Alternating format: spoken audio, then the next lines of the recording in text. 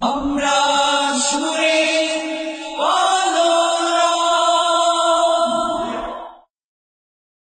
أعوذ بالله من الشيطان الرجيم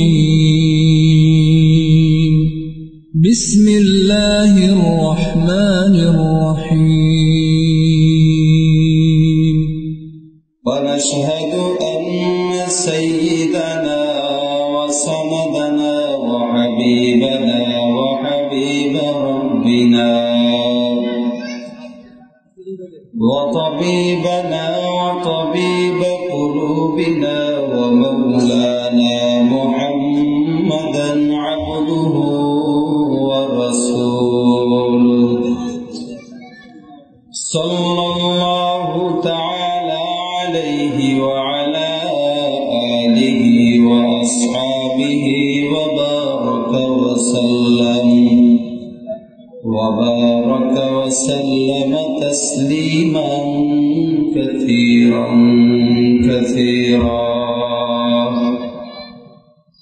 الذي أرسله الله تعالى بالحق بشيرا ونذيرا وداعيا إلى الله بإذنه وسراجا منيرا أما بعد فأعوذ بالله من الشيطان الرجيم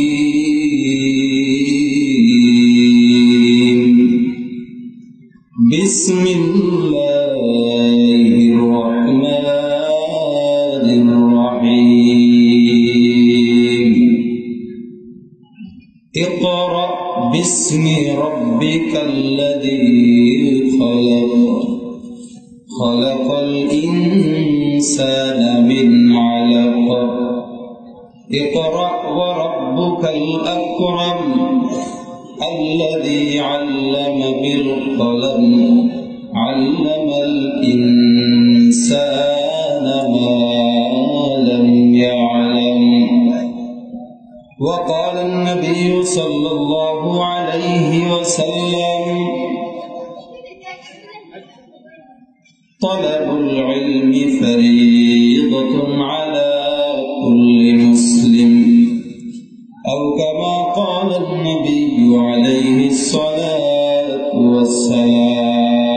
والسلام وقال تعالى في شان حبيبه ومحبوبه ومعشوقه مخبرا وآمرا إن الله وملائكته يصلون على النبي يا أيها الذين آمنوا صلوا عليه وسلموا تسليما সকল মহব্বতের দুরূদ ইব্রাহিম পড়ি আল্লাহুম্মা সাল্লি আলা মুহাম্মাদিন ওয়া আলা আলি মুহাম্মাদ কামা সাল্লাইতা আলা ইব্রাহিম ওয়া আলা আলি ইব্রাহিম ইন্নাকা হামিদুম মাজিদ আল্লাহুম্মা বারিক আলা মুহাম্মাদিন ওয়া আলা আলি মুহাম্মাদ কামা বারাকতা আলা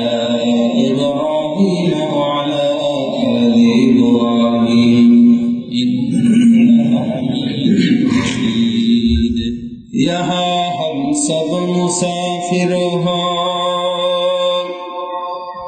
वही आखिर ठिकाना यहाँ हम सब मुसाफिर हो वही आखिर ठिकाना कोई आगे रवाना है कोई पीछे रवाना बलगुल उला बिकमालिही कशफत दुजा बिजमालिही असनत जमीउ खिसालिही मोहब्बतेर सबाई एकटु जिगे बলি লা ইলাহা ইল্লাল্লাহ লা ইলাহা إلا الله لا إله إلا الله لا إله إلا الله لا إله إلا الله لا إله إلا الله محمد رسول الله الله الله يا مبارك نام ہے اللہ اللہ عاشق کا کام ہے اے الہ العالمین اے بے نیاز دین و دنیا میں ہمارے کا وساز اللہ اللہ تو میرا ستار ہے اللہ اللہ تو میرا غفار ہے لا الہ الا اللہ لا الہ الا اللہ لا الہ الا اللہ لا الہ الا اللہ لا إله إلا الله محمد رسول الله ألا يا ساكن القصر المعلى ستدفن عن قريب في التراب له ملك ينادي كل يوم لدخول الموت وبنوه الغراب قليل عمرنا في دار دنيا ومرجعنا إلى بيت التراب لا إله إلا الله لا إله إلا الله لا إله إلا الله لا إله إلا الله لا إله إلا الله لا إله إلا الله محمد رسول الله صلى الله عليه وسلم سبحانك لا علم لنا إلا ما علمتنا إنك أنت العليم الحكيم رب اشرح لي صدري ويسر لي أمري واحلل عقدة من لساني يفقهوا قولي أستغفر الله ربي من كل ذنب وأتوب إليه لا حول ولا قوة إلا بالله العلي العظيم الحمد لمن قدر خيرا وقبالا الحمد لمن قدر خيرا وقبالا والشكر لمن صور حسنا وجمالا والشكر لمن صور حسنا وجمالا فرد صمد عن صفة الخلق بريء رب أزلي خلق الخلق كمالا لا ضد ولا ند ولا حد لمولى الآن كما كان ولم يلق زوالا الآن كما كان ولم يلق زوالا لا شبه ولا مثل ولا كفو لمولى لا ولد ولا والد لا عم وخالا الحمد لله আল্লাহ পাক রব্বুল আলামিনের দরবারে অসংখ্য অগণিত শুকর ও সুজুদ যে আল্লাহ পাক রব্বুল আলামিন গতকালকের মতো আজকেও আমাদেরকে কোরআন হাদিস থেকে দুটি কথা আলোচনা শোনার জন্য বলার জন্য তৌফিক দান করেছেন। 4 দিন ব্যাপী চৌকিদার বাজার সম্মিলিত যুব তাফসীর কমিটির উদ্যোগে তাফসীর কুরআন মাহফিলের দ্বিতীয় দিনের প্রথম অধিবেশনে সম্মানিত সভাপতি, প্রধান অতিথি শ্রদ্ধাভাজন বড় ভাই মাওলানা মুফতি আব্দুল মাজিদ সাহেব দামাত বরকাতুহুম, বিশেষ অতিথিবৃন্দ, আল্লাহ পাক রব্বুল আলামিনের প্রিয় বান্দা জনাব মুহাম্মদুর রাসূলুল্লাহ সাল্লাল্লাহু আলাইহি ওয়াসাল্লামের প্রিয় উম্মতগণ, আল্লাহ পাক রব্বুল আলামিন আজকেও আমাদেরকে সমস্ত কাজ থেকে হেফাজত করে দুটি কোরআন হাদিস থেকে আলোচনা করার জন্য, শোনার জন্য বসার তৌফিক দান করেছেন ইখলাসের সাথে আমলের নিয়তে। সকলে জোরে সোরে আল্লাহ পাক রব্বুল আলামিনের দরবারে কালেমাতুশ শুকর আদায় করে বলি আলহামদুলিল্লাহ। আল্লাহ পাক রব্বুল আলামিনের দরবারে শুকরিয়া করেছেন, আল্লাহ পাক রব্বুল আলামিন খুশি হয়ে গেছেন। আরো জোরে বলেন। গতকালকেও বলেছিলাম যে নসিহত করার মতো যোগ্যতা আমাদের নেই, নসিহত করতে হবে নিজেকে। গতকালকেও কিছু আমল দিয়েছিলাম, মনে আছে সবার? আমল করেছেন একদিনে? হ্যাঁ, যে বলেছেন সে করেছেন, বাকিরা কেউ করেনি। ফজর নামাজ নাই, বয়ান শোনার পরে ফজর নামাজ পড়ে নাই, লাভ হয়েছে? সারা রাত বয়ান শোনার পর যদি ফজর নামাজ মিস যায়, ওই বয়ান শোনার কোনোই ফায়দা নেই। কি বলেন? মিথ্যা কথা না নাকি সত্য কথা? এই জন্য শুনতেও হবে, মানতেও হবে। মানার মাত্রাটা থাকলে পরে আল্লাহ পাক কামিয়াব দান করবেন ইনশাআল্লাহ। এখানে আওয়াজ করা যাবে না। যারা জায়গা পাচ্ছেন না তারা পিছনে চলে যান, যদি সময় সুযোগ হয় একটু চেপে চেপে বসেন, আরেক ভাইকে সুযোগ করে দেন। আওয়াজ করা যাবে না, কথাও বলা যাবে না। শেষ পর্যন্ত সকলে থাকবেন না ভাগবেন? পিছনের বাইরে থাকবেন না ভাগবেন? আপনারা অনেকেই কালকে ভেগে গিয়েছিলেন, ভাগা যাবে না, শেষ পর্যন্ত থাকবেন। এখন আমি আপনাদের কাছে একটা ওয়াদা নেব, সত্যি করে বলবেন, মন থেকে বলবেন। আজকের এই মাহফিলটা যদি সারা রাত হয় ফজর নামাজ পর্যন্ত, আপনারা মন থেকে বলেন কারা কারা থাকবেন। যারা যারা থাকবেন হাত তুলবেন, আবেগে বশত নয়, সত্যি করে বলেন থাকবেন, হাত নামান। যারা হাত তুলেন নাই, সত্য কথা বলেছেন, আপত্তি নাই, সমস্যা নাই, গুনাহ হবে না। তবে যারা হাত তুলেছেন আপনাদের জন্য একটা সুসংবাদ দেব। কি? আপনারা তো হাত তুলেছেন সারা রাত মাহফিলে কোরআনের আলোচনা শোনার জন্য। আপনাদের যদিও এখানে সারা রাত বয়ান হবে না, কালকের মতোই নির্দিষ্ট সময় বয়ান শেষ করা হবে। এরপরেও যেহেতু আপনারা সারা রাত থাকবেন, আপনাদের সুসংবাদ হলো কি, আল্লাহ পাক রব্বুল আলামিন এই যে হাত তুললেন, হাত তোলার বরকতে সারা রাত নফল ইবাদতের সওয়াব আল্লাহ দান করবেন। আর জোরে বলেন, আল্লাহ সকলকে কবুল করুক বলি আমিন। ইখলাসের নিয়তে কিছু কথা বলবো ইনশাআল্লাহ। আল্লাহ পাক রব্বুল আলামিন যেন আমাকে তৌফিক দান করেন কোরআনের আলোকে কিছু কথা বলার। গতকালও বলেছি আমি তাফসীরবিদ না, আমি মুফাসসিরও না। মাদ্রাসায় পড়েছি কিছুদিন, আলেম হয়েছি, কিছু কিতাব পড়েছি, কোরআনের কিছু অর্থ জানি, কিছু হাদিস জানি। ওর আলোকেই যতটুকু আমার জ্ঞান আছে আমি ততটুকুই বলবো, এর বেশি বাড়ায়ও বলবো না, যতটুকু পারবো ততটুকু ইনশাআল্লাহ। আল্লাহ তৌফিক দান করুক বলি আমি। আজকে আমি যে আলোচ্য বিষয় নিয়েছি সেটা হচ্ছে সূরাতুল আলাক। আল্লাহ পাক রব্বুল আলামিন এই সূরা আলাকের সর্বপ্রথম 5টা আয়াত, 1 নম্বর থেকে 5 নম্বর পর্যন্ত, এই 5টা আয়াত দুনিয়াতে সর্বপ্রথম নাজিল করেছেন।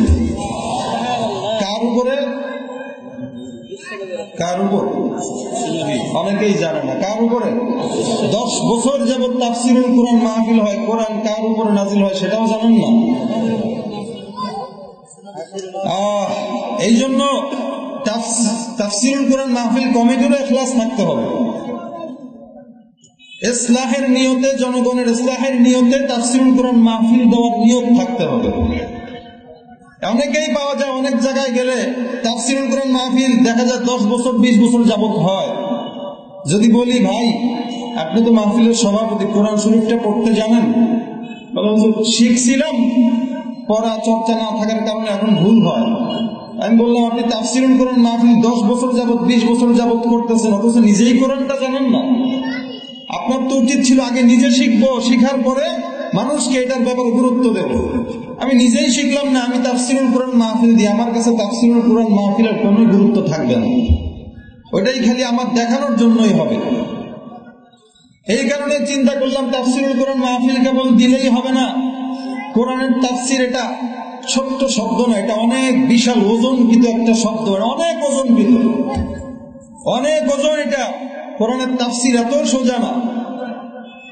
এখন যেহেতু আমরা যতটুকু জ্ঞানে আছে পারি ততটুকু বলি, এই কারণে আমি চিন্তা করলাম 10-20 বছর যাবত তাফসিরুল কোরআন মাহফিল হয়, কিন্তু কোরআন শুদ্ধ করে পড়তে জানে না, কোরআনের আয়াত কয়টা, কোরআনের কয়টা সূরা এটাও জানে না, কোরআনটা সহি শুদ্ধভাবে সূরা ফাতিহাটাও পড়তে জানে না। এই কারণে চিন্তা করলাম কোরআন পড়ার গুরুত্ব নিয়ে আলোচনা করি। কি বলেন, দরকার আছে না? কারণ আমরা জীবনে যাই করি বা না করি, যদি আমাদের সামনে কোরআন না থাকে তবে আমাদের জীবনের কোনো দাম নাই। কি বলেন, ঠিক না বেঠিক? আজকে মুসলমানদের অধপতনের একটাই মাত্র কারণ, আল্লাহর কালাম তারা ছেড়ে দিয়েছে। কি বলেন, ঠিক না বেঠিক? কোরআন ছেড়ে দেওয়ার কারণে দুনিয়াতে শান্তি উঠে গেছে, দুনিয়া থেকে শান্তি নাই, বিদায় হয়ে গেছে। এই কারণে যখন আমরা কোরআনকে আমাদের সর্বপ্রথম টার্গেট বানাবো, কোরআনকে প্রেসক্রিপশন বানাবো, তখন ইনশাআল্লাহ কোরআনের আইন মতো চললে অবশ্যই আল্লাহ পাক দুনিয়াতে শান্তি দিবেন। কি বলেন, ঠিক না বেঠিক? গতকালকের মতো আওয়াজ দিতে হবে, চুপ করে জবান বন্ধ করে বসে থাকবেন না কেন। যদি জবান বন্ধ করে বসে থাকেন তাহলে বুঝবো ভয় পান আপনারা কথা বলতে। কি বলেন, ভয় পাওয়া যাবে নাকি? গতকালও শিক্ষা দিয়েছিলাম, ভয় পাওয়া যাবে না, পুলিশের পিটার ভয়ে চুপ করে বসে থাকা যাবে না। চুপ করে বসে থাকে হচ্ছে মুনাফিক কিছু দল আছে, রাসূলের জামানায় ছিল তারা, এরা একবার এদিকে একবার এদিকে, মুযাবযাবিনা বাইনা যালিকা লা ইলাহা ইল্লা ওয়া লা ইলাহা ইল্লা, দুই পথেই তারা পা দিত, দুই নৌকা পা দিলে মরতে হয়। কি বলেন, ঠিক না বেঠিক? আলেম হয়ে ইমাম সেজে সমাজেতে পারো যদি সত্য কথা উচ্চ স্বরে না বলিতে। কি হবে আলেম হয়ে ইমাম সেজে সমাজেতে পারো যদি সত্য কথা উচ্চ স্বরে না বলিতে। চাকরির ভয় করো যদি ছেড়ে দাও ওই না গদি, চাকরির ভয় করো যদি ছেড়ে দাও ওই না গদি। কি হবে ধোঁকা দিয়ে আল্লাহকে, কি হবে ধোঁকা দিয়ে আল্লাহকে, কি হবে বেঁচে থেকে অযথা বিদ্যা শিখে যদি না করতে পারি শোষণবিহীন সমাজটাকে। কি হবে বেঁচে থেকে, ঠিক না বেঠিক? জোরে কোন? কি হবে নামাজ রোজা ইমানদারির বড়াই করে যদি ওই খোদার কোরআন নর্দমাতে থাকে পড়ে। কি হবে নামাজ রোজা ইমানদারির বড়াই করে যদি ওই খোদার কোরআন নর্দমাতে থাকে পড়ে। মসজিদের কোণে বসে জিকির যত করই বসে, এভাবে যায় না পাওয়া আল্লাহকে, এভাবে যায় না পাওয়া আল্লাহকে। কি হবে বেঁচে থেকে অযথা বিদ্যা শিখে যদি না করতে পারি শোষণবিহীন সমাজটাকে। কি হবে বেঁচে থেকে? কি হবে কিতাবাদির তালিম দিয়ে মাদ্রাসাতে যদি ওই খোদার কোরআন নিষিদ্ধ হয় আদালতে। কি হবে, কি হবে কিতাবাদির তালিম দিয়ে মাদ্রাসাতে যদি ওই খোদার কোরআন নিষিদ্ধ হয় আদালতে। কাফনের কাপড় মাথায় ময়দানে আয় ছুটে আয়, কাফনের কাপড় মাথায় ময়দানে আয় ছুটে আয়। হকের পক্ষে কাফনের কাপড় মাথায় নিয়ে কারা কারা ময়দানে রমজানে গিয়েছেন হাত তুলে দেখো।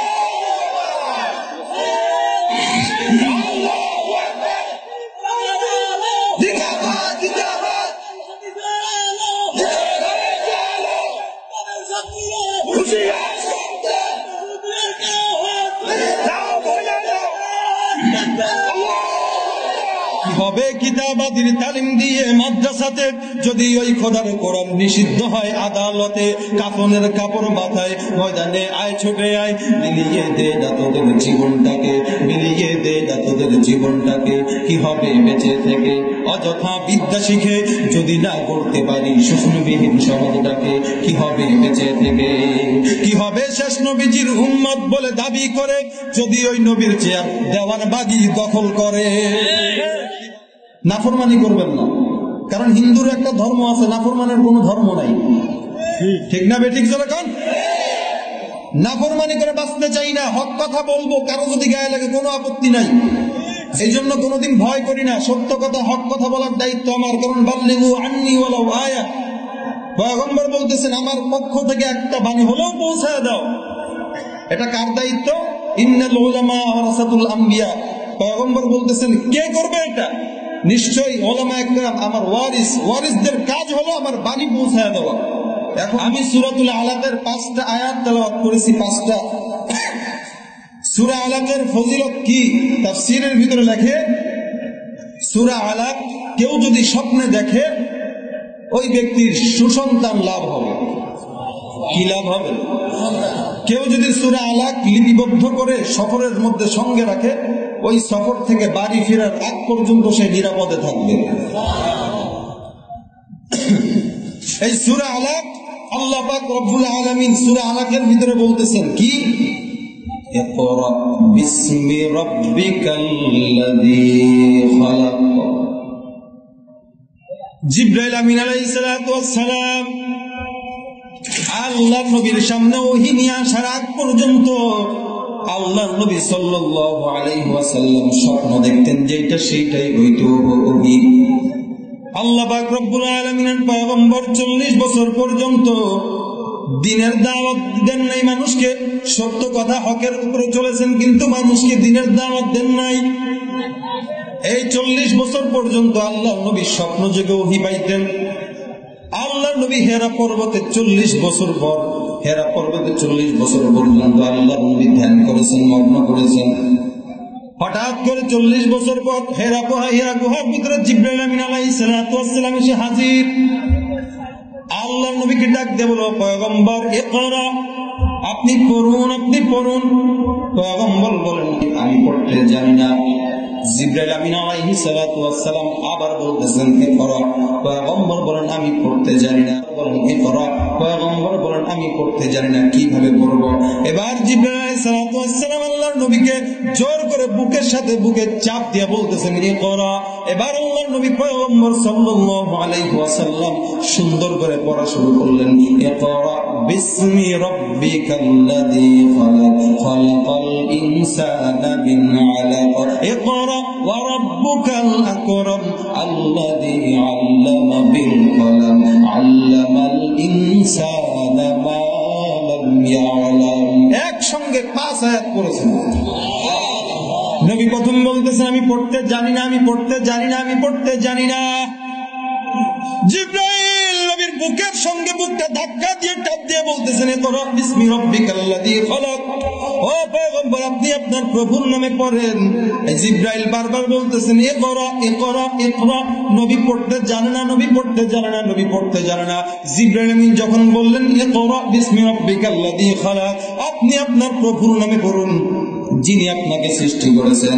যখন জিবরাইল বললেন আপনি আপনার প্রভুর নামে পড়ুন, তখন পয়গম্বর সঙ্গে সঙ্গে পড়া আরম্ভ করেছে। তার মানে বোঝা গেল কি, কোরআনের দুনিয়ার শিক্ষায় প্রভুর নামে হয় না। আমাদের শিক্ষা ব্যবস্থা তো এখন নাজুক অবস্থা, কি বলেন? জানেন না আপনারা? আস্তে আস্তে সব উঠায় দিতেছে। কয়দিন পরে বলবে কোরআন দরকার নাই, সব বাদ দে। আসল কথা, আসল পড়া হচ্ছে কোরআনের পড়া, কি বলেন? ঠিক না বেঠিক? কারণ অন্য কোন পড়ায় প্রভুর নাম নাই, কোরআনের শিক্ষায় প্রভুর নাম আছে, কি বলেন? আল্লাহ পাক বলতেছেন ইকরা বিসমি রাব্বিকাল্লাযী খালাক, আপনি আপনার প্রভুর নামে পড়ুন যিনি আপনাকে সৃষ্টি করেছেন। প্রভুর নামে পড়তে হবে। আজকে আমরা প্রভুর নামের পড়া বাদ দিয়ে অন্য পড়া করি, অন্য জায়গায় দৌড়াই। আল্লাহ নবী পড়া, আল্লাহ পাক বলতেছেন আপনার রবের নামে পড়েন, আপনার প্রতিপালকের নামে পড়েন। আপনাকে জানতে হবে, পড়তে হবে, জানতে হলে পড়তে হবে, এই জন্য আপনাকে পড়তে হবে। আল্লাহ নবী বলতেছেন কিভাবে পড়বা, এই পড়াটা তোমার কতটুকু গুরুত্বপূর্ণ। আল্লাহ নবী পয়গম্বর বলতেছেন তলাবুল ইলমি ফারিদাতুন আলা কুল্লি মুসলিম, তুমি যে পড়বা এটা কতটুকু গুরুত্বপূর্ণ। আল্লাহ নবী বলতেছেন প্রত্যেকটা মুসলমান নরনারীর উপর দ্বীনের ইলম, এই কোরআনের ইলম শিক্ষা করা ফরজ। ফরজ না সুন্নাত? ফরজ। তার মানে পড়তেই হবে। অথচ আজকালকার আমরা বাদ দিয়ে দিয়েছি, সব পড়া বাদ দিয়ে দিয়েছি। সকালবেলা মক্তবে যায় না। আগের কাল জামানায় দেখা যেত সকালবেলা মক্তবে কোরআন নিয়ে যাইত শিশুরা, বুকের ভিতরে কোরআনটাকে জড়াইয়া শিশুরা সব মক্তবের ভিতরে হাজির হয়ে যেত। এখন কাল দেখা যায় সব কিন্ডারগার্টেন স্কুলের জন্য পাগল হয়ে গেছে। বাপ মা নামাজের কোনো গুরুত্ব নাই, নামাজ না পড়িয়া ওই ফজরের সময় উঠে আর বাচ্চাকে টিফিনকারী বাপের ভিতরে কিছু নাস্তা দিয়া মা বাবা দৌড়ায় কিন্ডার গার্ডেন স্কুলের দিকে দৌড়ায়। এই জন্য আজকে কোরআন হাদিসের শিক্ষা দিনে দিনে দূর হয়ে যায়। এই জন্য কোরআনের শিক্ষা অর্জন করতে হবে। ক্বালান নবী সাল্লাল্লাহু আলাইহি ওয়াসাল্লাম তলাবুল ইলমি ফারিদাতুন আলা কুল্লি মুসলিম। এই জ্ঞানটা সবাইকেই আল্লাহ দেন না, যদিও ফরজ, কিন্তু যাকে আল্লাহ তৌফিক দেন তাকে দেন, যাকে আল্লাহ হেদায়েত দেন তাকে দেন। কারণ তৌফিক আল্লাহ সবাইকে দেন না, তৌফিক আল্লাহ যাকেই দেন সেই একমাত্র কোরআনের জ্ঞান অর্জন করতে পারে। ক্বালান নবী সাল্লাল্লাহু আলাইহি ওয়াসাল্লাম মান ইউরিদিল্লাহু বিহি খায়রান ইউফাক্কিহু ফিদ্দীন। আল্লাহ নবী বলতেছেন, আল্লাহ পাক যাকে কবুল করেন, যাকে পছন্দ করেন, তাকে একমাত্র দ্বীনের জ্ঞান দান করেন। বলেন সুবহানাল্লাহ। যাকে পছন্দ করেন তাকে দ্বীনের জ্ঞান দান করেন। সবাইকে কিন্তু আল্লাহ দ্বীনের জ্ঞান দান করেন না। এই জন্য তৌফিক দরকার। এই কোরআনের কত ফজিলত! কোরআন পড়ার দ্বারা আল্লাহ পাক বলতেছেন কোরআন পড়ো। এই কোরআন পড়ার দ্বারা তিনটা ফায়দা হয়। অনেক ফায়দা আছে, কিন্তু মূল ফায়দা তিনটা। মূল ফায়দা কয়টা? এক নম্বর ফায়দায়, কোরআন যদি কেউ পড়ে, কেউ যখন এই কোরআন পড়ে, বুঝে পড়ুক বা না বুঝে পড়ুক, ওই ব্যক্তিটার প্রত্যেকটা অক্ষরে অক্ষরে সওয়াব হবে। প্রত্যেকটা অক্ষরে অক্ষরে সওয়াব। কোরআন বুঝেও পড়লে সওয়াব, না বুঝেও পড়লে সওয়াব। আবার কেউ যদি কোরআন তেলাওয়াত করে, দুই নম্বর তার দিলের প্রত্যেকটা মানুষ প্রত্যেক দিন ফজর থেকে রাত্রি পর্যন্ত গুনাহ করে। এই গুনাহ যখন একটা মানুষ করে, এই গুনাহ করতে করতে প্রত্যেক দিন দিলের ভিতরে দাগ হয়ে যায়, একটা করে কালো দাগ হয়। আর মানুষ গুনাহ যখন করে, কালো দাগ হইতে হইতে মানুষের অন্তরটা ব্ল্যাক হয়ে যায় এবং ব্লক হয়ে যায়। এই গুনাহ করতে করতে মানুষের অন্তরটা বন্ধ হয়ে যায়, আর গুনাহ করতে করতে মানুষের অন্তরটা কালো হয়ে যায়। কেউ যদি প্রত্যেক দিন সকাল বিকাল কোরআন তেলাওয়াত করে, আল্লাহ পাক রব্বুল আলামিন কোরআনের তেলাওয়াতের বরকতে ওই ব্যক্তিটার এই মনের কালো দাগগুলো আল্লাহ পাক দূর করে দিবে। এই কালামে জিন্দা কুরআনে হাকিম হিকমতে উলা ইয়াজাল সুতু কদিম জামিউল ইলমি ফিল কুরআনে হাকিম তাকাসার আনহু আফহামুর রিজালি। এই কোরআনের প্রথম ফায়দা হলো দিলের কালো দাগ দূর হয়। দুই নম্বর ফায়দা হলো কোরআন কেউ বুঝে পড়ুক না বুঝে পড়ুক ফায়দা হয়। তিন নম্বর ফায়দা হইল কোরআন শরীফ পড়ার দ্বারা আমার মাওলার সঙ্গে সম্পর্ক শক্ত হয়। কার সঙ্গে সম্পর্ক শক্ত হয়? আল্লাহর সঙ্গে সম্পর্ক শক্ত রাখতে কারা কারা রাজি আছেন? হাত তুলুন। আল্লাহ সকলকে কবুল করুন, বলি আমিন। এই জন্য কোরআন পড়ার দরকার আছে না নাই? সবার আছে তো? ও মুসলমান, কোরআনের কত ফায়দা, কোরআনের কত। এই জন্য কোরআন এমন একটা জিনিস, কোরআন পড়বেন তবে ইলম শিখবেন, আমল করবেন, তবে অহংকার রাখা যাবে না। ইলম আপনাকে দান করেছেন, পয়গম্বর বলতেছেন মাইয়ুরিদিল্লাহু বিহি খায়রান ইউফাক্কিহু ফিদ্দীন। আল্লাহ পাক আয়াতে বলতেছেন মাইয়াহদিল্লাহু ফাহুয়াল মুহতাদ। আমি আল্লাহ যাকে হেদায়েত দান করি কেউ তাকে গোমরাহ করতে পারে না। আমি আল্লাহ যাকে তৌফিক দান করি তাকে একমাত্র দ্বীনের জ্ঞান দান করি। তবে সাবধান সাবধান, দ্বীনের জ্ঞান পাওয়ার পর, এই দ্বীনের জ্ঞান অন্তরে আসার পর কোনদিন অন্তরে অহংকার করা যাবে না। অহংকার যদি কেউ করে তাহলে আল্লাহ তাআলা ইলমকে উঠায় নেবে। ইলম এমন একটা জিনিস, এমন একটা জিনিস, কোরআনের জ্ঞান এমন একটা জিনিস, এই কোরআনকে কেউ সম্মান করবে, কোরআনের সাথে যদি কেউ বেয়াদবি করে আল্লাহ পাক রব্বুল আলামিন তাকে লাঞ্ছনা করে দুনিয়া থেকে বিদায় করবে।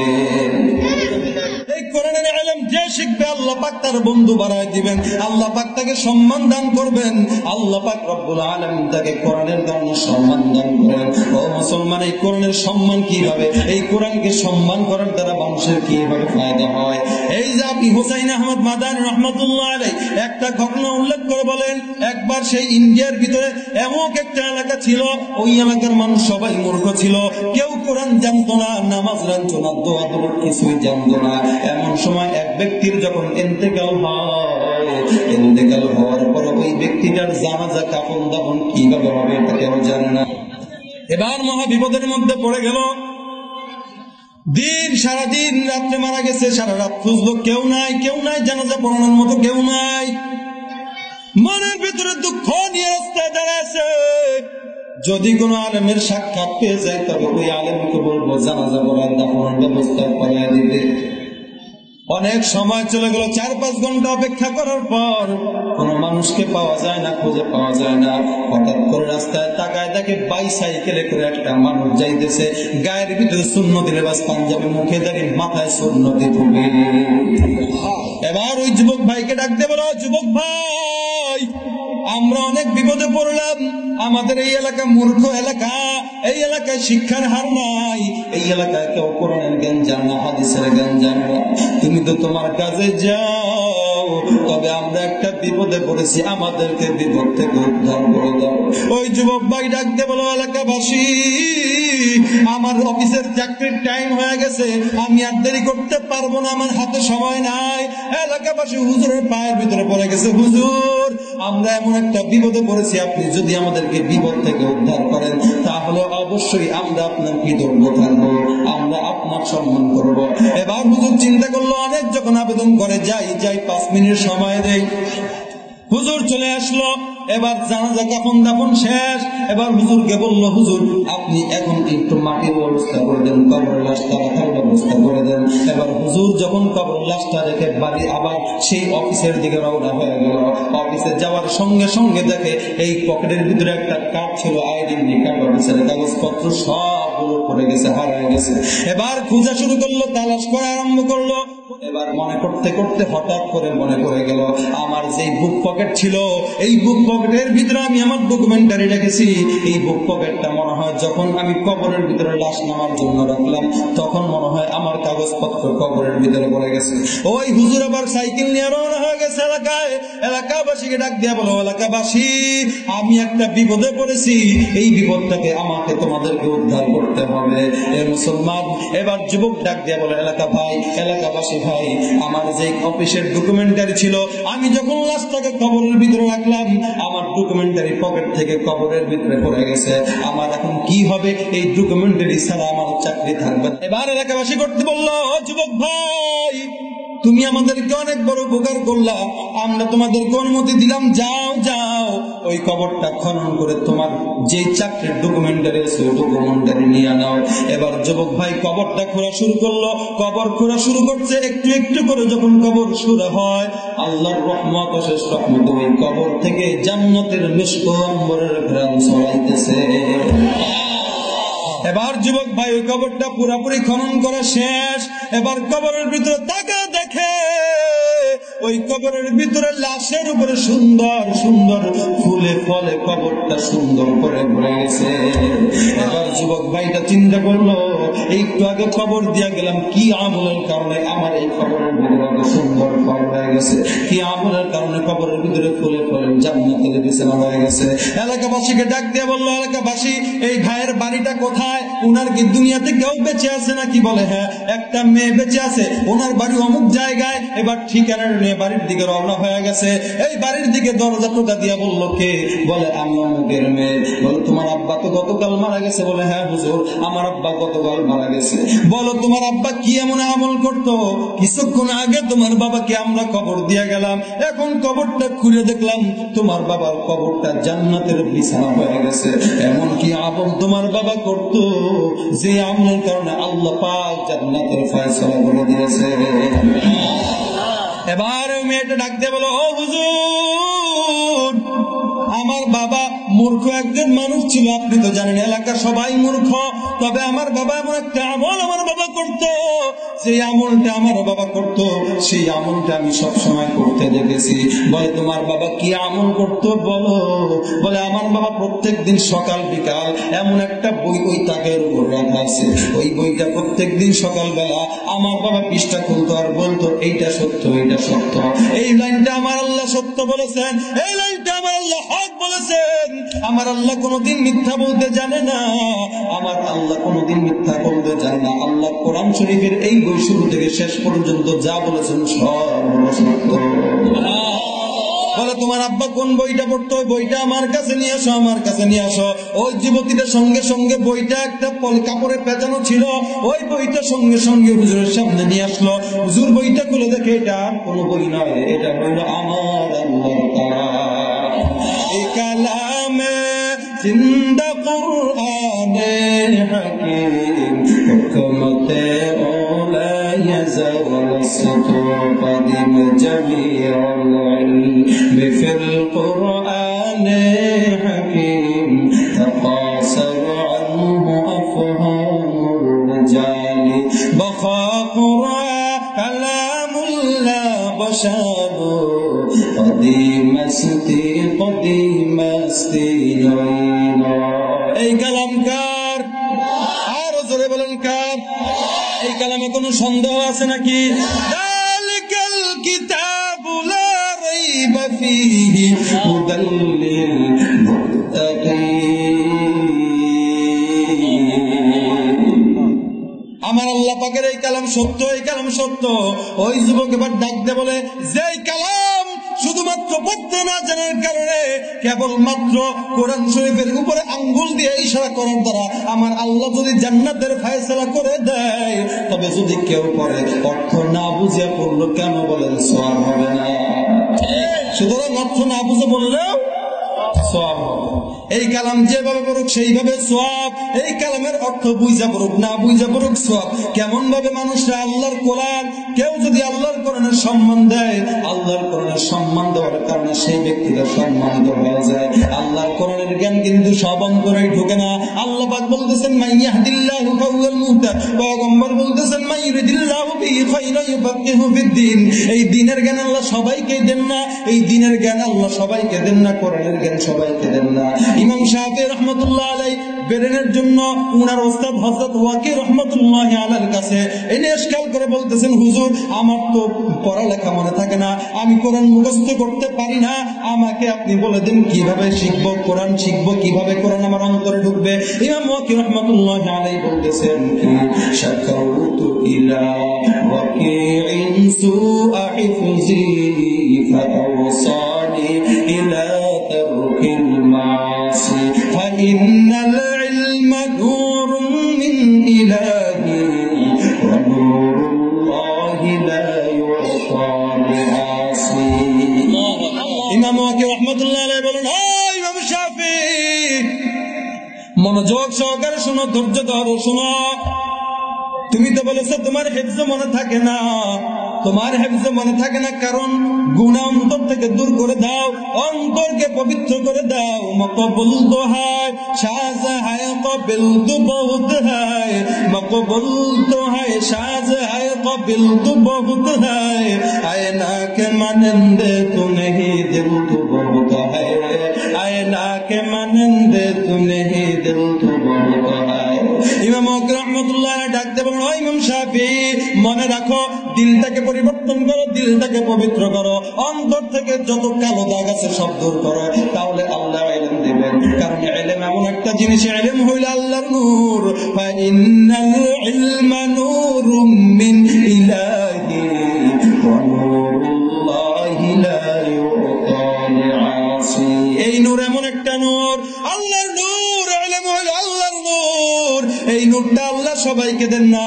পাপের অন্তরে, গুনাহগারের অন্তরে আল্লাহ কোরআনের জ্ঞান দেন না। আল্লাহ পাক কোরআনের জ্ঞান দেন সবার ভিতরে না।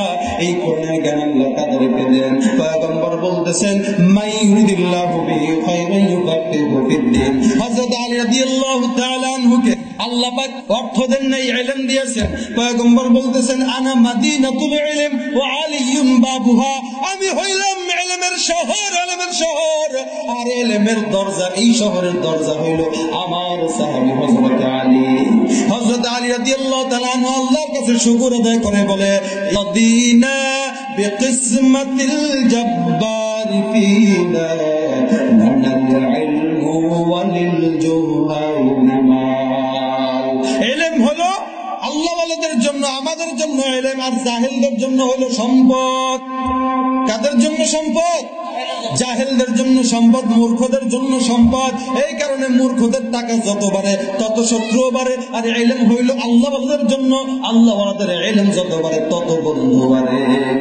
ইলম যত বাড়ে তত বন্ধু বাড়ে, ইলম যত বাড়ে তত বন্ধু বাড়ে। টাকা একদিন দূর হয়ে যাবে, টাকা একদিন শেষ হয়ে যাবে। বলে না সকাল বেলা ধনী রে তুই ফকির সন্ধ্যাবেলা, বলে না সকাল বেলার ধনী রে তুই ফকির সন্ধ্যাবেলা। বলে তোমার সকাল বেলা দেখবা বাড়ি গাড়ি আছে, দোকান থেকে খবর আসলো, ও মহাজন আপনার যেই দোকানওয়ালা দোকানের জন্য প্রত্যেক দিন লক্ষ লক্ষ টাকা ইনকাম হয়, ওই দোকানের ভিতরে একটু আগুন লেগে গেছে, আপনি তাড়াতাড়ি আসেন। মহাজন টেলিফোনের খবর পাওয়ার পর ওই দোকানের ভিতরে দৌড়ায় গেছে। প্রত্যেক দিন লক্ষ লক্ষ টাকা ইনকাম, টাকার গরম মানুষকে চোখে লাগে না, আলেমকে চোখে লাগে না। এবার খবর যখন পাইল, এই খবর পাওয়ার পর দোকানের ভিতরে দৌড়ায় চলে গেছে, যায় দেখে দাউ দাউ দাউ দাউ করে আগুন জ্বলতেছে। এবার মাথায় হাত পড়ে গেল, আল্লাহ, যেই জ্ঞান তুমি দিলা, যেই টাকা পয়সা তুমি দিলা, এই টাকা পয়সার মালিক তুমি। আল্লাহ, কি অপরাধ করলাম, এই টাকা পয়সা তুমি নিয়ে গেলা? এমন কোন ঘটনা শোনা গেছে, হাজার হাজার ঘটনা, কিন্তু এমন কোন ঘটনা কেউ শুনেন নাই। সকালবেলা ইলম অর্জন করছে, বিকালবেলা খবর আছে আমার সব ইলম দূর হয়ে গেছে। এরকম কোন খবর আছে?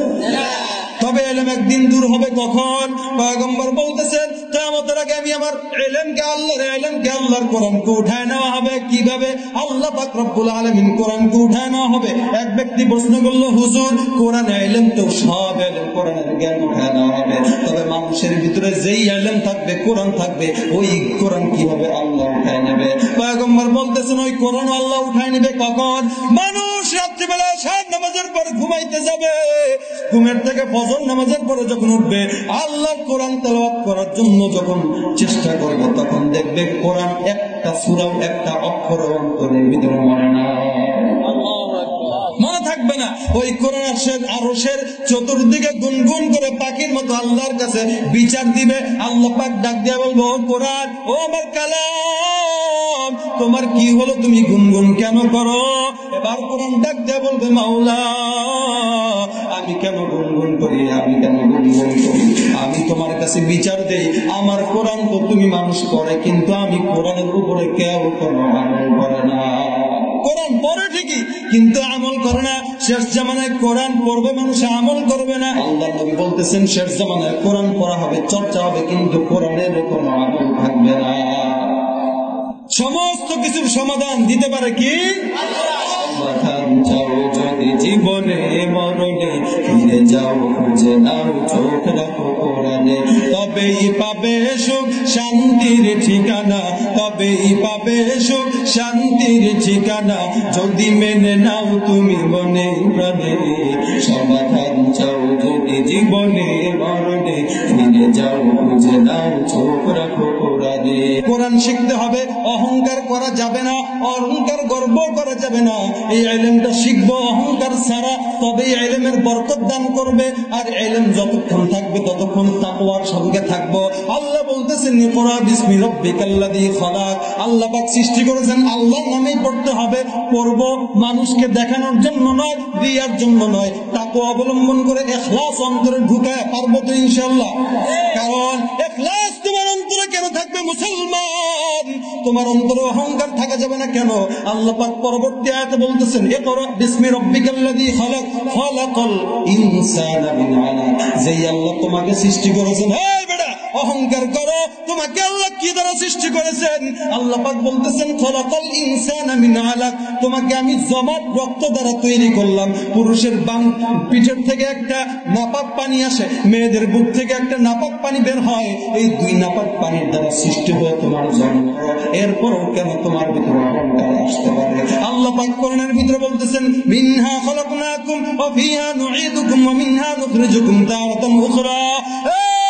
মুসলমান, আমি তোমাকে মাটির দ্বারা তৈরি করলাম, মাটির মানুষ, মাটির দ্বারা তৈরি করলাম, আবার তোমাকে মাটির দিকে ফিরায় নিব, আবার পুনরুত্থান করব। তোমাকে আল্লাহ মাটির দ্বারা তৈরি করলাম, জমাট রক্ত দ্বারা তৈরি করলাম। তুমি মাটির মানুষ, মাটির মতো নরম হয়ে যাও। মাটির দ্বারা আমি তোমাকে তৈরি করলাম, মাটির থেকে শিক্ষা নিয়ে অহংকার করো না, গর্ব করো না, মাটির মতো নরম হয়ে যাও। মাটির থেকে শিক্ষা নাও মুসলমান, অহংকার করা যাবে না। কারণ খালাকাল ইনসানা মিন আলাক, আমি তোমাকে জমাট রক্ত দ্বারা তৈরি করলাম, তোমাকে আমি আল্লাহ মানুষ বানাইলাম। এই মানুষ হওয়ার পর যদি অহংকার করো, আমি আল্লাহ ইলম, টাকা, সম্পদ সব ছিনায় নিয়ে যাব। কোরআন পড়ার তিনটা ফায়দা মনে আছে? এক নম্বর হইল কোরআন পড়ার দ্বারা দিলের জং দূর হয়। দুই নম্বর হইল কোরআন বুঝে পড়ুক না বুঝে পড়ুক ফায়দা আছে। তিন নম্বর হইল কোরআন পড়ার দ্বারা আল্লাহর সঙ্গে মহব্বত তৈরি হয়। বুঝে আসছে? এবার যেটা হলো সেটা হলো বিষয় শেষ কথা, যতদিন দুনিয়াতে থাকবো ইনশাআল্লাহ কোরআন ওয়ালার সাথে অথবা কোরআনের সাথে সম্পর্ক রাখবো। পারবো তো ইনশাআল্লাহ? কাউকে দেখানোর জন্য না, আল্লাহর জন্য পারবো তো ইনশাআল্লাহ? আল্লাহ আমাদের সকলকে তৌফিক দান করে বলো আমিন।